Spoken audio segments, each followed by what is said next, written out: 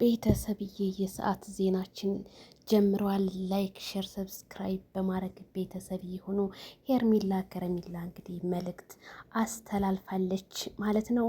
የኛ ቆንጆ ዛሬ ደግሞ አለባበሷ አሜዚንግ የሆነ ፎቶ ነው። በነገራችን ላይ እንግዲህ መልካም የመጫጫት ሰዓት ይሁንላችሁ። ሰዎች ስለ እናንተ ጥሩ ነገር በሰሙ ጊዜ እውነት ስለመሆኑ ካንተ ጠይቀው ያረጋግጣሉ። ግን ስላንተ መጥፎ ነገር በሰሙ ጊዜ ሳይጠይቁህ ያምናሉ ብላለች። አዎ ምን አለ መሰለሽ ሄርሜላ፣ አንዳንድ ጊዜ ሰዎች ዝም ብሎ በቃ ደስታን ሲያዩ ወደ ደስታ፣ መጥፎን ነገር ሲያዩ ደግሞ በአንዴ ነውና ሄርሜላ ለሁሉም ይድረስ ይሄ መልእክቷ። ሰዎች ስላንተ ጥሩ ነገር ምንም ነገር ሳያዩ ይመሰክራሉ። ከዛ ደግሞ የሆነ ነገር ችግር ሲያዩ ቶሎ ብለው አንተን ለመተቸት ወይም ለመሳደብ የሚያደርጉት ግፍፊነት ነው። ይሄ ደግሞ እኛ ኢትዮጵያውያኖች በቃ ባህሪያችን ነው።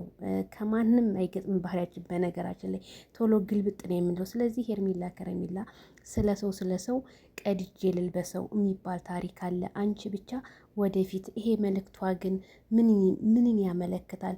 እንግዲህ ከትናንትና ወዲያ በሶሻል ሚዲያ እና በቲክቶኩ ማነጋገሪያ የሆነው ከኤፍሬም ጋር ሆናለች በሚለው በዛ ነው እንግዲህ መልእክቷን ፖስት እያደረገችው ማለት ነው።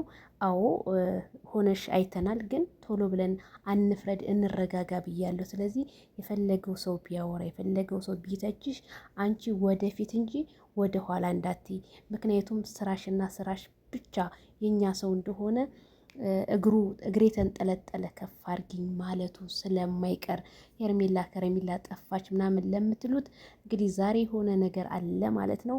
ላይክ ሸር ሰብስክራይብ ድረስ ለኦዲየንሶቻችን